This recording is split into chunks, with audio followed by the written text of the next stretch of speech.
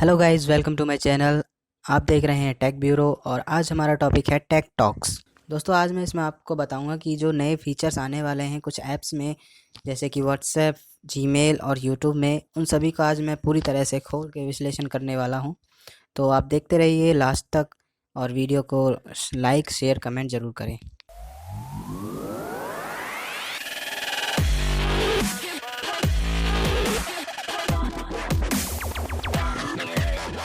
तो सबसे पहले दोस्तों व्हाट्सएप पर एक नया फीचर आने वाला है जिससे नए कॉन्टैक्ट को बस क्यूआर कोड स्कैनिंग के जरिए आसानी से आप जोड़ पाएंगे। हालांकि जो ये फीचर है हमने स्नैपचैट और इंस्टाग्राम में भी हमने देखा हुआ है और जो ये व्हाट्सएप में भी आने वाला है। व्हाट्सएप में जो ये बीटा वर्जन में अभी मौजूद है लेकिन स्टेबल वर्जन में जारी हो जाएगा। और दोस्तों फेसबुक ने पिछले महीने फेसबुक मैसेंजर के लिए नया फीचर मैसेंजर रूम्स की घोषणा की थी।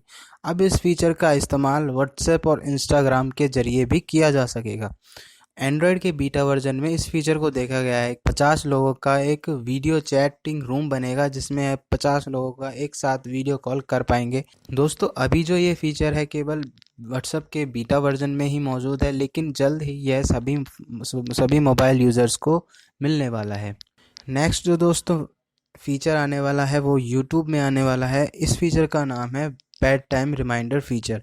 यह फीचर उन लोगों के लिए है जो अपनी नींद की परवाह किए बिना रात तक यूट्यूब पर वीडियोस देखते रहते हैं। यह फीचर एंड्रॉयड और आईओएस दोनों ही प्लेटफॉर्म को सपोर्ट करेगा।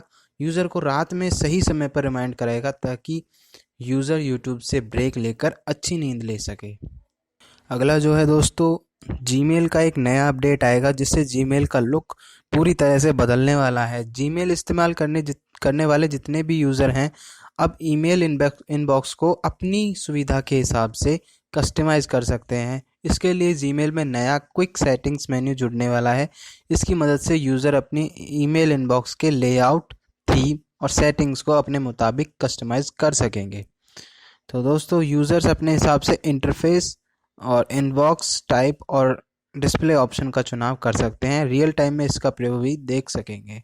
और यहाँ पर दोस्तों एमआई ने अपना MI box 4K streaming device launch किया है। इस बॉक्स को HDMI पोर्ट के जरिए टीवी से कनेक्ट कर सकते हैं। एक बार टीवी से पेयर होने के बाद इसे गूगल अकाउंट से पेयर करना होगा।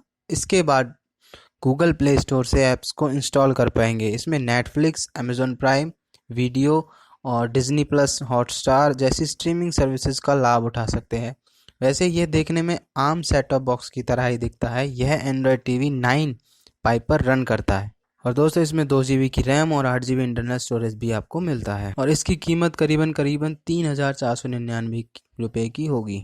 नेक्स्ट जो दोस्तों है, गूगल ने एक फिजिकल डिस्टेंसिंग ऐप सोडार पेश किया है जो कि फ़ोन के कैमरे की मदद से यूज़र के चारों ओर 2 मीटर का एक वर्चुअल रिंग तैयार करता है। और कोरोना वायरस संक्रमण से बचने के लिए फिजिकल डिस्टेंसिंग यानी एक दूसरे से शारीरिक दूरी बनाए रखना बेहद ज़रूरी है और लोगों से आग्रह किया जा रहा है कि वे इस महामारी को बढ़ने से रोकने के लिए इस नियम का पालन जरूर करें। ऐसे में गूगल द्वारा लॉन्च किया गया सोडार ऐप बेहद उपयोगी साबित होने वाला है।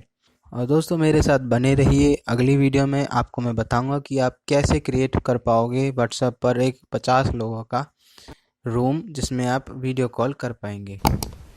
तो thank you guys, thanks for watching me.